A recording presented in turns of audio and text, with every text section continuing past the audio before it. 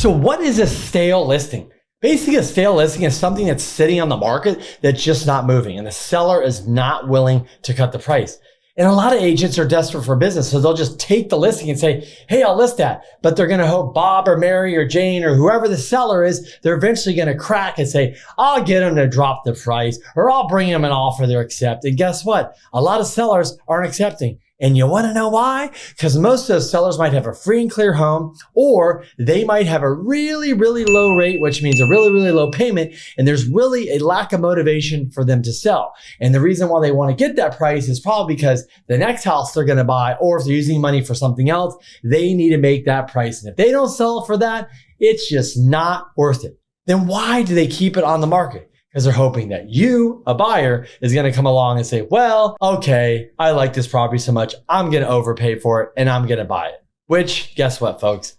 That ship for now has sailed, because when rates were 1s and 2s and 3s and 4s, that made sense because that was the market we're in. But today, it's not making much sense to overpay for houses, especially the ones that have been sitting on the markets for 60, 70, 90 days or more. So why is so much inventory sitting on the market? No, why though? I just told you, because sellers.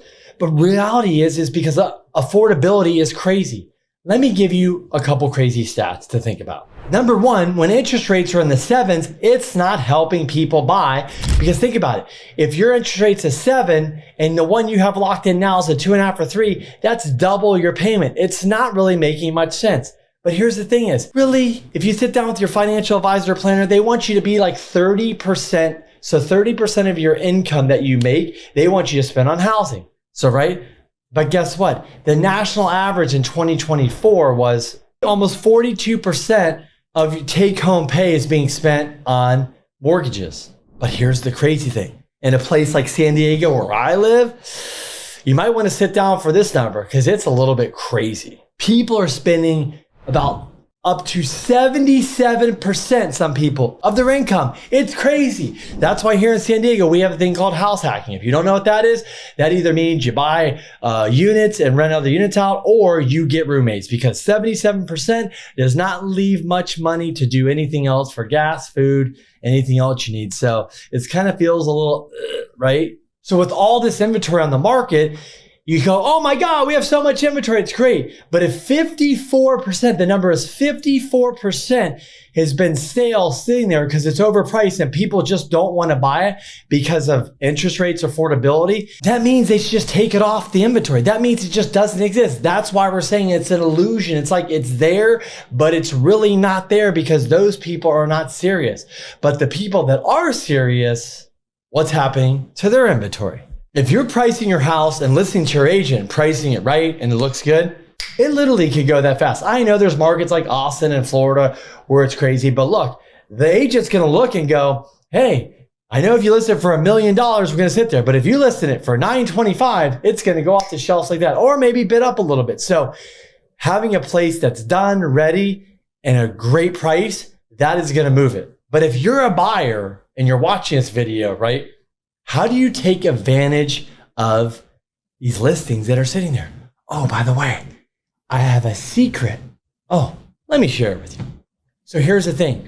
If a property's been sitting in the market for 60, 90, 120 days and it's sitting there, there's one or two things going on. Number one, the seller's like, keep it on there. I've got a low rate I can afford, like I mentioned before. I don't care. Just leave it there. And they're not that interested. But the second person that might be sitting there, they're maybe unrealistic, but eventually there's a reason why they listed it.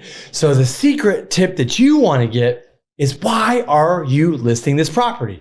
Is it because you want some crazy price? Is it because you got to move? Is it because you got a job relocation? Maybe you got a divorce, a death, a trust, a partner split up, whatever it is. Once you understand the reason for why they're listing the property, then you can start identifying the ones that, hey, these people eventually have to sell. Even though they have this unrealistic number, I'm going to sit here. I'm going to give them a number. I'm going to stay in touch, because you know what? I might get them at the right date, the right time, or they just are sick of this process and they want to sell. And that, my friends, is how you can pick up a deal and then you can close quickly.